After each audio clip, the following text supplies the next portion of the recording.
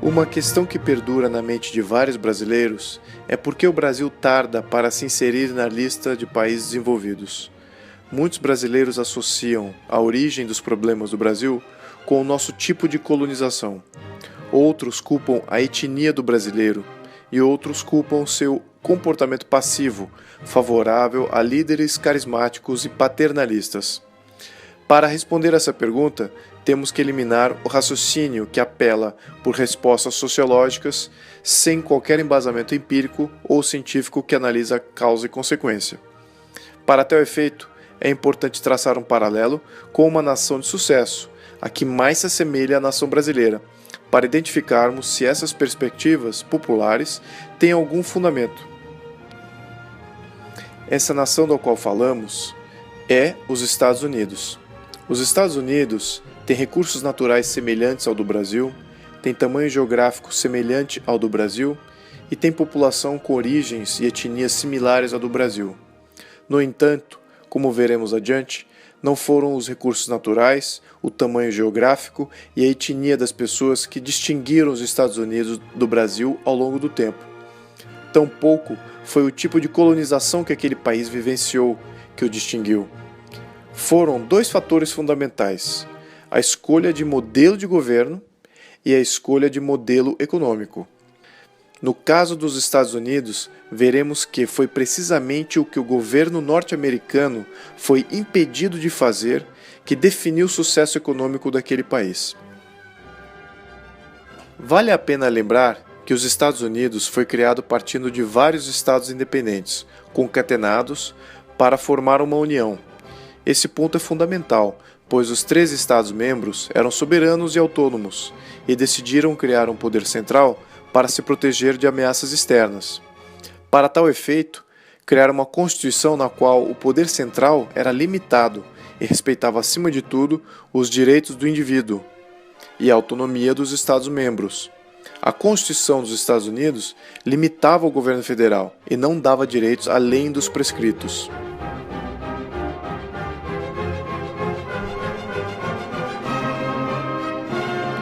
A própria letra da Constituição americana é muito semelhante aos 10 mandamentos bíblicos, no sentido que prevalece a visão de impor limites.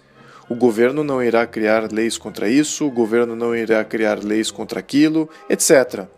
Nota-se que é uma preocupação dos fundadores dos Estados Unidos contra a criação de um Estado tirânico, e isso era forte e unânime. Outro ponto relevante dos fundadores norte-americanos do século XVIII era a tributação. O lema "tributação sem representação igual a tirania" foi o lema central que incitou a guerra pela independência e mais tarde se tornou o valor de base da sociedade americana.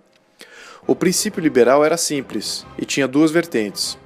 Primeiro, aqui o governo não pode recolher impostos, senão os impostos que o povo assim o permite recolher. E o segundo é a representação legítima dos governantes para com os governados. O povo é quem permite ser governado, e o povo só se permitirá ser governado por quem é legítimo a governar. A visão era criar um governo com a intenção de proteger os direitos e liberdades das pessoas contra possíveis interferências do próprio governo. Queriam ter um governo que agiria de forma passiva, protegendo o povo somente quando esses seus direitos são ameaçados, e nos demais momentos deixando a todos em paz. O governo dos Estados Unidos não foi concebido como uma força positiva para fazer as coisas para as pessoas, como tirar de ricos para dar para pobres. O governo americano não pode conquistar o controle sobre nenhuma classe social. Na verdade, a Constituição norte-americana não delimita nem define os direitos dos cidadãos. Ela somente define que direitos do cidadão o governo deve proteger. Isso resulta na limitação do governo para proteger somente a esses direitos listados e nada mais. Vemos, portanto, que a Constituição norte-americana foi criada para governar o governo, não para governar as pessoas. A Constituição norte-americana também não foi criada para governar os estados, pois cada Estado-membro manteve sua autonomia. Cada Estado-membro criou sua própria Constituição, regulamentando tudo o que estava fora da Constituição Federal, contanto que não conflitasse com a Constituição Federal. Isso abriu uma série de possibilidades e modelos administrativos dentro da mesma nação. Além do mais, com poderes centrais limitados, os Estados-membros ficaram livres para competir um com o outro. E esses Estados-membros competiram em todos os aspectos, econômicos, sociais e culturais. Depois de 250 anos de uma Constituição passiva, limitadora de poderes do governo federal, hoje, nos Estados Unidos, constata-se que várias de suas cidades são referência mundial e líderes em diversos setores. Nova York, capital mundial das finanças; Chicago, capital mundial do mercado de commodities; Los Angeles, capital mundial da mídia e entretenimento; e mais recentemente, São Francisco, capital mundial da tecnologia. Essas cidades são algumas dentre outras várias cidades norte-americanas de referência mundial em alguma área específica.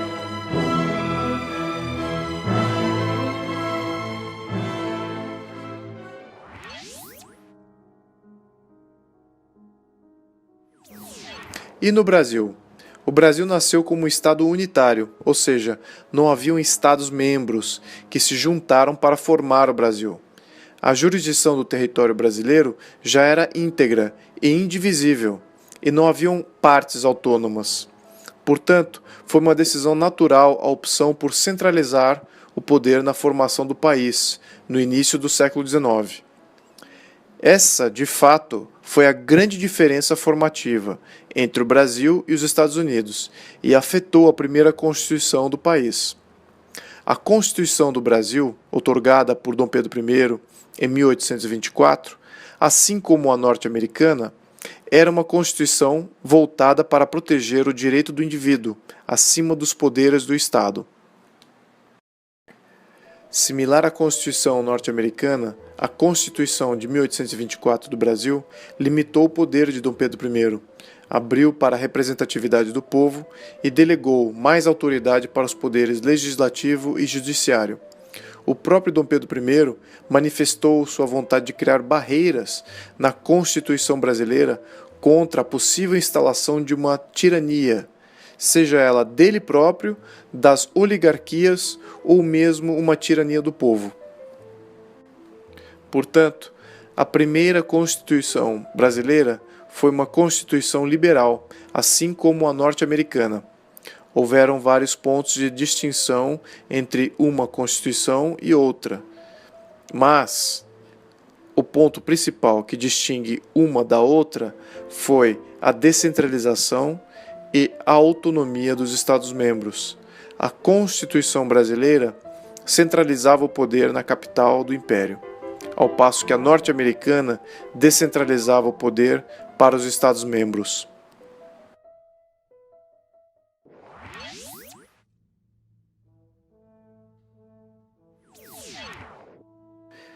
Mas o poder centralizado foi um fator negativo no desenvolvimento no Brasil? Sim, mas a centralização não foi um fator tão grande no início do século XIX como foi no início do século XX. Vejamos, durante o século XIX, a Revolução Industrial ainda ganhava força no mundo e não estava na sua plenitude. Nesse período, uma elite econômica brasileira despertava na agricultura escravagista. Na época, os ganhos na lavoura, com a utilização de mão de obra escrava, ofuscavam a criação de riqueza através da indústria. Coube à monarquia brasileira liderar medidas contra este modelo econômico, escravocrata, para promover avanços socioeconômicos. Mas a centralização do poder por si só trabalhou contra esses avanços, pois o poder político centralizado também centralizou o poder econômico.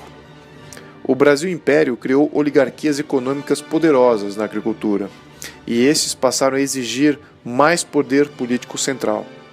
Essas oligarquias afetaram a escolha de modelo econômico do país, o tornando cada vez mais em uma economia centralizada e dirigida pelo Estado. Mas por que então o Brasil não federalizou o poder no século XIX? O modelo federalista de referência passou por sua pior fase no século XIX. Nos Estados Unidos, a diversidade de modelos políticos e econômicos entre os estados autônomos levou aquele país para uma situação de guerra civil. Em 1861, os estados do sul, de economia agrícola e escravista, se rebelaram contra os estados do norte, industrializados. Os estados do norte, mais ricos e dinâmicos, venceram. Essa experiência foi um alerta às outras repúblicas recém-formadas que tinham os Estados Unidos como modelo. No Brasil, a proteção da integridade nacional era uma preocupação legítima, considerando nossa vizinhança. Logo em 1864, explode a Guerra do Paraguai. Neste momento, um Estado central forte era mais capaz de responder melhor a esse tipo de desafio externo do que uma federação.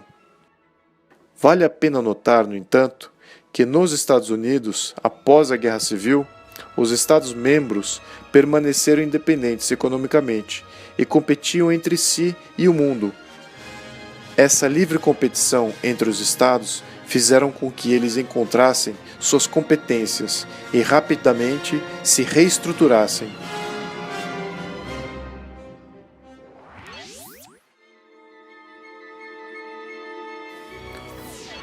Mas somente ao final do século XIX, após a Guerra Civil Norte-Americana, que esse modelo federalista se demonstrou superior na sua capacidade de absorver e iniciar rápidas evoluções para fazer frente às economias industriais do mundo. Exatamente nesta época que o modelo de Estado centralizado brasileiro ficou em clara desvantagem.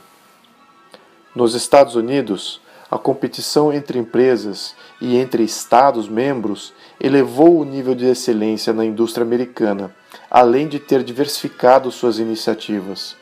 Ao passo que no Brasil, as oligarquias agrícolas, feitas ainda mais poderosas por controlarem o governo central, não diversificaram a economia, impedindo a industrialização do país.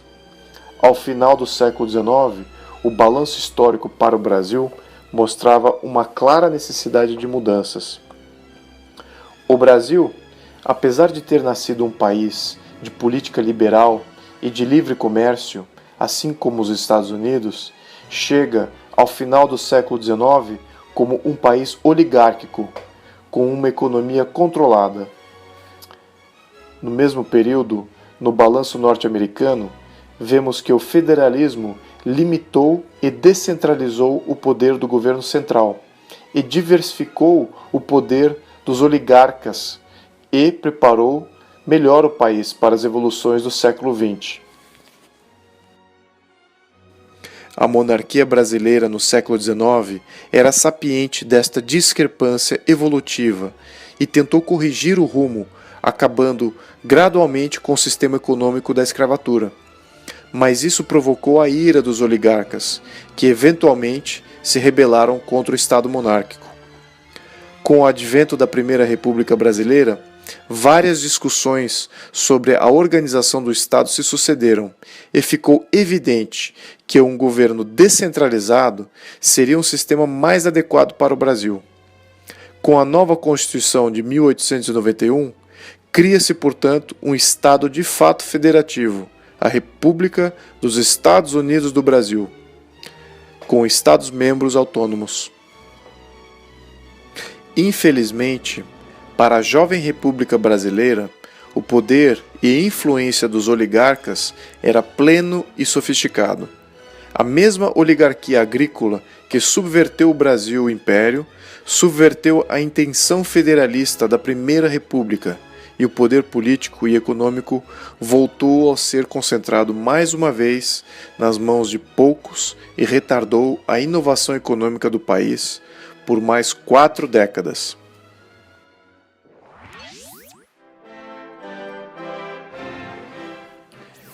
A Primeira República Brasileira, de 1889 até 1930, foi o ponto histórico no qual o Brasil perdeu seu momento de ajustar sua organização de poder político e conseguir acompanhar o ritmo de evolução da economia norte-americana. Nesse mesmo período, o modelo federativo descentralizado norte-americano já estava maduro e acentuou ainda mais as diferenças evolutivas entre os dois países. A invenção do automóvel e a introdução de novos métodos de produção em série solidifica o modelo de governo norte-americano como fomentador da livre iniciativa e acúmulo individual de riqueza.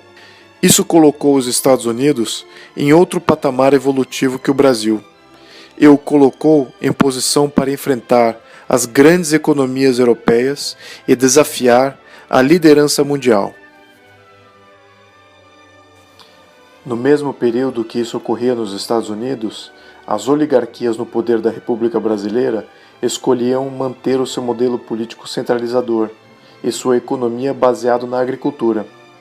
Portanto, durante o século XIX, pode-se dizer que o Brasil e os Estados Unidos estavam dentre as novas economias do Novo Mundo, com economias díspares, mas ambas com atrativos semelhantes. Mas já no início do século XX, o Brasil República passou a ser considerado uma economia simples, enquanto que os Estados Unidos gozava de uma economia diversificada e sofisticada. A lição que fica dessa comparação é da importância de blindar estados e governos das ações de oligarquias. O federalismo ajuda nessa blindagem, proporcionando diversificação e descentralização de poder. O Brasil falhou neste quesito durante o Império e falhou novamente em todas as formas de república subsequentes. Se adiantarmos o relógio de nossa análise através do século XX, constatamos que em nenhum instante da história republicana brasileira houve a remota intenção de descentralizar o poder federal de fato. A despeito de toda a Constituição republicana clamar que o Brasil é uma república federativa, a federação de Estados-membros independentes no Brasil nunca se materializou assim como nos Estados Unidos. Ao contrário, com os avanços em comunicações e tecnologia digital, o governo central aumentou o controle sobre o cidadão em todo o território nacional. Hoje, esse controle é muitas vezes maior do que o controle que os próprios Estados-membros e municípios detêm. Apesar que o Brasil tenha sempre escolhido modelos jurídicos liberais, tanto na forma de uma monarquia constitucional quanto na forma de uma república, ambos modelos subestimaram os poderes de subversão dos oligarcas e populistas. No cerne deste problema está a premissa de que um governo central forte, centralizador de poder, político e econômico, é capaz de criar o dinamismo necessário para competir na economia global. Essa premissa foi e ainda é o maior erro de modelo de Estado do Brasil. Também vemos que esse modelo é cego quanto à história no que se refere a oligarquias e governos populistas, como vimos na nossa história monárquica no século XIX e na nossa história republicana no século XX. Governos centralizadores fomentam oligarcas e populistas e aumentam seu poder de barganha contra o Estado. Eventualmente, esses conseguem desvirtuar o Estado de Direito em todas suas formas.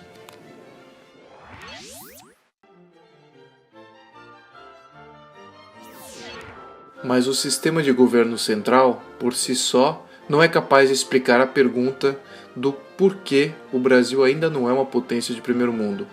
Um outro aspecto formativo de um país, e onde há muita confusão, está na definição de sistema econômico. Muitos brasileiros acreditam que o Brasil é e sempre foi um país capitalista. Mas, como veremos mais adiante, é necessário definir melhor este termo, para eliminar a confusão, e talvez aí teremos mais clareza na resposta. Na raiz deste problema está o conceito básico da economia, que é o termo capital, ou melhor definido como o meio de produção. O capital nesta conotação pode significar também máquinas e equipamentos, ou até mesmo uma simples vara de pescar.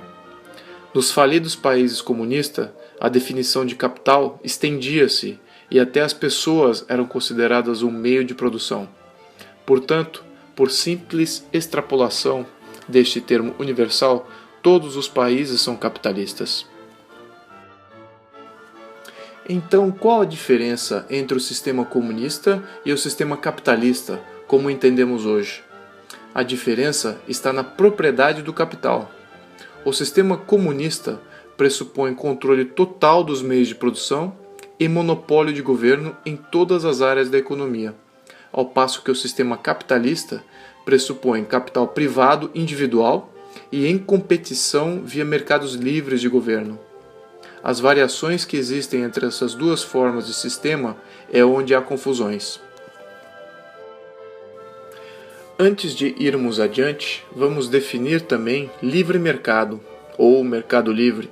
Basicamente, é um sistema autorregulado, no qual todas as entidades são livres para transacionar uma com a outra e definem seus preços, sem interferência de governos.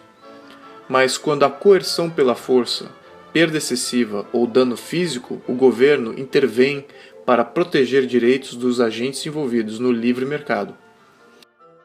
Isso protege a integridade do mercado como sendo livre e limita a intervenção do governo em seu funcionamento. Outro termo importante é propriedade privada. Para que haja propriedade privada, 4 aspectos têm de ser respeitados: registro, controle, posse e direito de venda. Em um sistema capitalista, ter propriedade e liberdade andam de mãos dadas. Num sistema capitalista, o capital é de propriedade privada e de controle privado. No sistema socialista, o capital pode ser tanto de propriedade privada como de propriedade do Estado, mas o seu controle é sempre do Estado. O Manifesto Comunista de Karl Marx é bem explícito em destruir e abolir a propriedade privada, acreditando, portanto, ao Estado toda a criação do bem-estar e do desenvolvimento econômico. Como a história comprovou, em todos os estados socialistas e comunistas, o capital controlado pelo Estado resultou em preços altos e qualidade baixa. Sem competição, não há melhorias na entrega de produtos e serviços, e todo o progresso se estagna e o Estado quebra. Por outro lado, num sistema capitalista, é notável presenciar preços baixos e qualidade alta de produtos e serviços, exatamente porque o capital privado está competindo. A livre competição resulta em progresso e excelência, e historicamente, todo país que adotou este modelo presenciou avanços socioeconômicos de maneiras sustentáveis. Portanto, para facilitar a visualização, podemos plotar os tipos de sistemas econômicos num escopo: muito controle do capital no lado esquerdo e pouco controle do capital do lado direito. Os modelos econômicos da extrema esquerda são tarimbados como modelos fascistas, nazistas, socialistas e comunistas. A diferença entre eles está no quanto o governo controla o capital. No modelo fascista, o governo não é dono do capital, mas o controla. Na Itália fascista de Mussolini, apesar do Estado não ser dono de empresas, ela os controlava. O Estado dizia aos donos do capital o que produzir, quando produzir e o quanto produzir, aonde comprar matéria-prima, quem empregar, quem demitir e que preço auferir. O resto ele deixava para os donos decidirem. O modelo fascista era mais eficiente do que os outros modelos de controle de capital, somente concernente ao fato de que os donos acreditavam que eles eram os donos do negócio. Mas o governo controlava todo o sistema, por uma miríade complexa de tributos e regulamentações. No modelo nazista, que significa nacional-socialista, seus proponentes foram um passo além, e o Estado estatizou algumas companhias estratégicas, assim como a Volkswagen. Mostrar ao mundo que o nacionalsocialismo era capaz de entregar objetos de desejo do mercado consumidor às suas massas era uma estratégia importante deste modelo. No entanto, Hitler não estatizou outras empresas gigantes, pois ele poderia controlá-las, com regulamentações, assim como os fascistas o faziam. O socialismo é o sistema no qual o governo adquire posse de parte ou de todo o capital das grandes empresas, estatizando vários segmentos da economia, que julga estratégico, assim como bancos, transportes públicos, comunicações e eletricidade. Vamos deixar claro que no modelo socialista, o Estado controla toda a economia e o capital privado é muito limitado. Através do controle de setores estratégicos e a criação de vários agentes reguladores, o governo controla todos os demais segmentos. Finalmente, no sistema comunista, todo o capital é do Estado e controlado pelo Estado, sem nenhum espaço para a propriedade privada. A história do século XX viu a ascensão e queda deste modelo econômico. O modelo foi desenhado e refinado nos séculos XVIII e XIX, mas somente com o advento da Revolução Industrial foi que este modelo se apresentou como uma ideologia capaz de corrigir os erros e injustiças da economia de livre mercado. A experiência histórica mostrou exatamente o oposto, pois modelos econômicos de livre mercado sobreviveram e entregaram melhorias a todas as camadas sociais, ao passo que a economia comunista dirigida não se provou sustentável em nenhum país que o adotou. Para finalizar nossa análise, vamos concatenar os sistemas políticos com os sistemas econômicos, porque um não existe sem o outro. Vemos que há somente duas alternativas no mundo: uma economia de livre mercado, regido por um Estado de direito, ou uma economia de controle central, regido por uma oligarquia.